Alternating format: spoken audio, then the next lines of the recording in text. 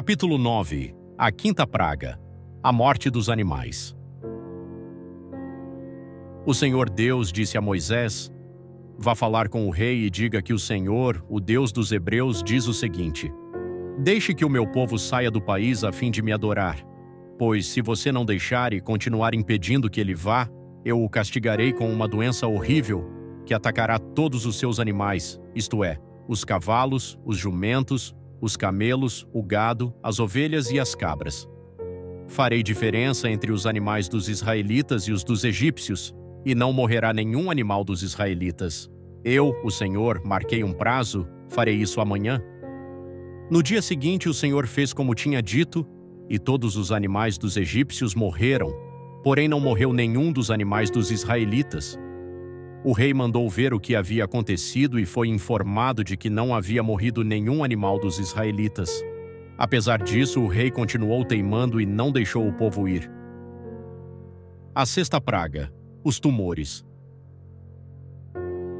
Então o Senhor Deus disse a Moisés e a Arão: peguem punhados de cinza de um forno e que Moisés jogue essa cinza para o ar diante do rei do Egito. Ela se espalhará como um pó fino sobre toda a terra do Egito, e em todos os lugares a cinza produzirá tumores que se abrirão em úlceras nas pessoas e nos animais. Assim Moisés e Arão pegaram cinza e ficaram de pé na frente do rei. Moisés jogou a cinza para cima, e ela produziu tumores que viraram úlceras nas pessoas e nos animais.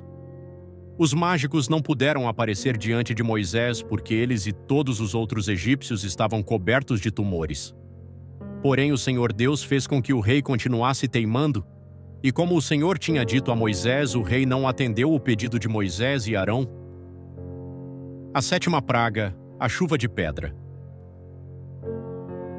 O Senhor Deus disse a Moisés: amanhã cedo vá se encontrar com o rei e diga-lhe que o Senhor, o Deus dos Hebreus, diz o seguinte: deixe que o meu povo saia do país a fim de me adorar, pois desta vez eu vou fazer todas as minhas pragas caírem sobre você, sobre os seus funcionários e sobre o seu povo, para que você fique sabendo que em todo o mundo não há ninguém como eu. Se eu tivesse atacado você e o seu povo com doenças, você já teria sido completamente destruído. Mas estou deixando que você viva para mostrar a você o meu poder e para fazer com que o meu nome seja conhecido no mundo inteiro. Você ainda continua orgulhoso e não quer deixar o meu povo ir. Porém, amanhã, a esta hora, eu vou fazer cair uma chuva de pedra tão forte como nunca houve igual em toda a história do Egito.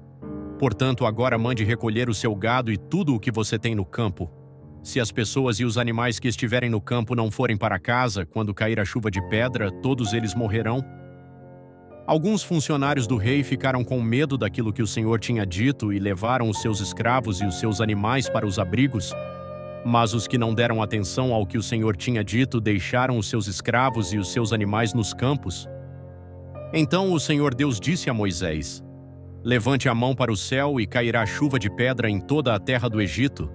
Cairá sobre o povo, sobre os animais e sobre todas as plantas do campo. Moisés levantou o bastão para o céu e o Senhor mandou trovões, chuva de pedra e raios sobre o país.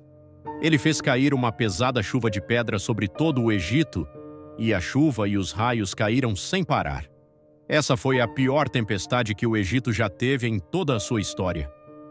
Em todo o Egito, a chuva de pedra acabou com tudo o que estava no campo, incluindo as pessoas e os animais. Destruiu todas as plantas e quebrou todas as árvores. Somente na região de Gozém, onde estavam os israelitas, a chuva de pedra não caiu. Então o rei mandou chamar Moisés e Arão e disse: desta vez eu pequei. O Senhor Deus é justo. Eu e o meu povo somos culpados. Orem ao Senhor. Chega de trovões e de chuva de pedra. Eu os deixarei ir. Vocês não precisam esperar mais. Moisés respondeu: quando sair da cidade, eu levantarei as mãos em oração a Deus, o Senhor. Os trovões vão parar e não haverá mais chuva de pedra. Isso para que o Senhor, ó Rei, fique sabendo que a terra é de Deus.